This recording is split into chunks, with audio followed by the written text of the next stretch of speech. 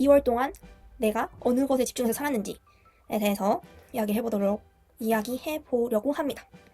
우선 이 책에 대해서 굉장히 제가 심도 있게 읽었는데요. 난 왜 남들보다 쉽게 지칠까에 대한 책이에요. 이런 내용 이름인데 우선 왜 지치냐? 이게 되게 중요한 거라고 저는 생각하거든요. 왜 지치냐면 열심히 살아서 지치는 거예요. 그래서 저는 이 책 처음에 딱 봤을 때 걔가 진짜 열심히 살고 있었던 때였거든요. 그래서 뭔가 되게 인상 깊은 거죠. 그래서 그냥 강남 영풍문고에서 보자마자 샀어요. 그리고 읽어봤더니 이 책이 천성적으로 예민한 사람들, 즉 HSP들에 대해서 쓴 심리학자분이 쓴 책이라고 하더라고요. 여기서 HSP란 무엇인가에 대해서 설명을 좀 해드리자면 HSP는 예민한 사람을 뜻하는 영어 단어 아니면 뭐 축약 이런 거라고 이제 책에는 나와 있었는데요.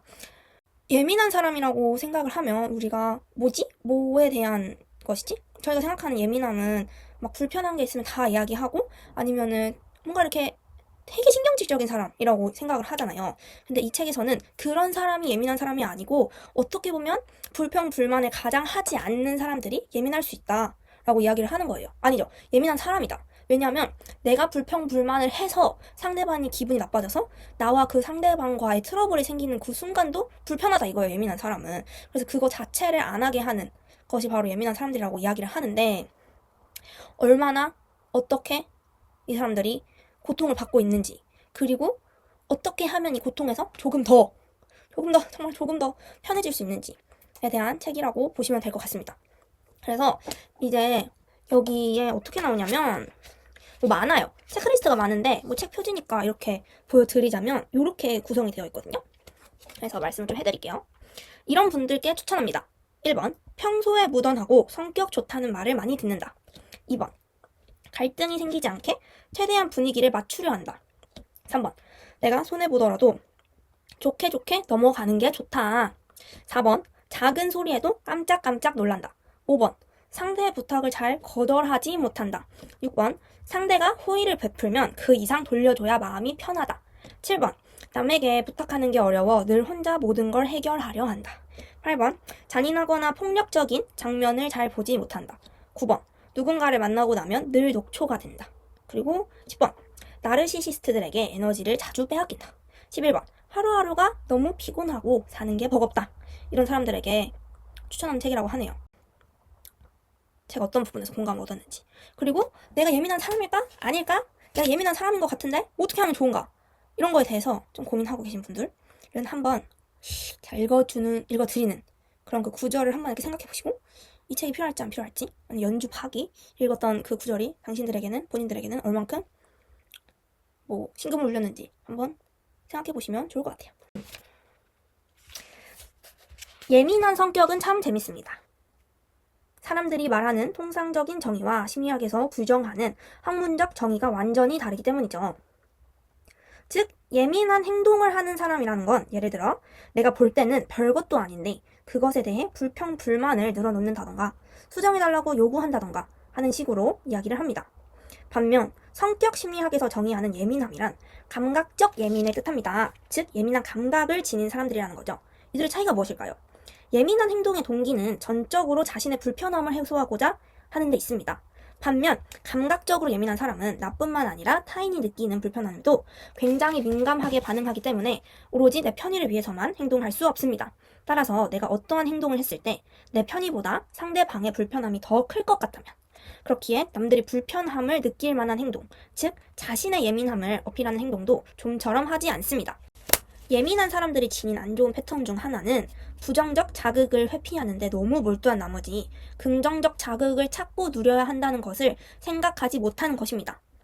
그래서 즉 나에게는 나쁜 일만 생긴다며 자신의 인생을 과도하게 비하하는 것이죠.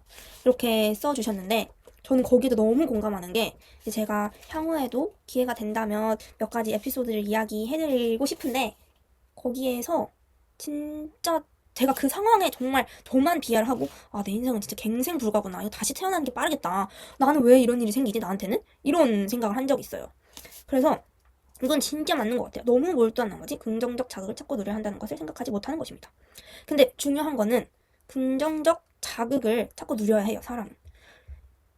힘들지 않고 일상적으로 살아갈 수 있는 그 정도의 스트레스를 받는 사람들은, 그리고 받는 그 상황에 있는 사람들은 당연히 긍정적 자극을 찾아야 하고, 내가 여기서 긍정적인 것에 감사하며 뭔가 감사 일지라도 써야 된다, 내 이런 마인드에 좋으려면, 이렇게 생각할 수도 있는데, 다들 아시잖아요. 번아웃 같은 거 한번 빠지면 그 생각 자체를 못하고 그냥 그 우울 안에만 있잖아요. 사람이 번아웃 되고. 그래서 정말 안 되겠다, 정말 안 되겠다 싶을 때도 못 나오는 게 사람인데, HSP 사람들은 거기에서 더 쉽게 못 나온다는 그런 이야기인 거죠. 그래서 어떻게 보면 안타깝고, 어떻게 보면 잘 이겨내야 되겠다라고 생각을 하게 된 구절이었습니다. 다음으로 소개시켜주고 드리고 싶은 구절은, 에너지 관리에서 우리가 항상 염두에 둬야 할 점은 참는데도 에너지가 필요하다는 것입니다. 진짜 맞아요. 참는데도 에너지가 필요하죠, 당연히. 왜냐면 참는 것 자체가 굉장히 부정적인 상황에서 나의 어떻게 보면은 본능을 좀 억누른다는 뜻이니까, 참는데도 에너지가 필요하다는 것 당연히 맞는 말이라고 생각을 하고요.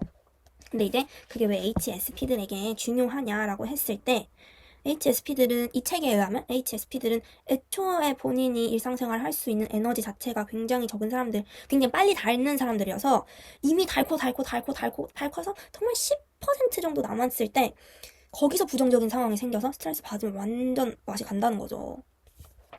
그래서 스트레스 받는 상황은 사실 내가 예견할 수 없잖아요. 그리고 내가 그거 할 수 없잖아. 막을 수 없잖아요. 그래서 이 스트레스 받는 상황을 어차피 막을 수 없고 내가 컨트롤할 수 없으면, 정말 그냥 강물에 정말 그냥 맡겨져서 살아갈 수 있는 그 정도의 에너지를 가져야 된다고 하는 말인데, 저도 거기에 대해서 정말 동의하는 게, 제가 진짜 정신병 올 것처럼 너무 힘들어서, 정말 사실 주변에서도 너 우울증 아니야? 라는 얘기 들을 정도로 힘들었던 시기가 있었는데, 그때는 뭐 할 그게 없었어요. 뭐 할 게 없었고, 그리고 뭐랄까, 진짜 아무것도 못 하겠는 거예요. 진짜 아무것도 못 하겠고. 근데 이제 이겨내야 되잖아요. 이겨내야 되고, 그것 또한 에너지가 있어야 되는 일이고, 근데 난 이미 에너지가 제로고, 그래서 앞에 말했던 것처럼 번아웃이 오면 난 또 나 자신에 대해서 굉장히 힘들어하고, 막 그게 반복되니까 완전 이제 맛이 가는 거예요, 사람이. 그때 했던 일이 그냥 쉬는 거였어요. 그냥 아무것도 안 하고 누워가지고 정말 한두 달 그냥 누워있었어요. 계속 누워있고 아무것도 안 하고, 그냥 아무것도 안 하고, 그렇게 하니까 좀 나아지더라고요. 그래서 확실히 에너지를 비축하는 게 굉장히 필요하다. 자신에게 칭찬과 배려와 위로를 아끼지 마세요. 길고 긴 인생 전선에서 자신을 홀로 내버려 두지 말고 항상 곁에서 보살펴주세요. 진짜 제발 그래주세요. 길고 긴 인생 전선이잖아요. 진짜 내가 어떻게 할 수 없잖아요. 죽고 사는 거는.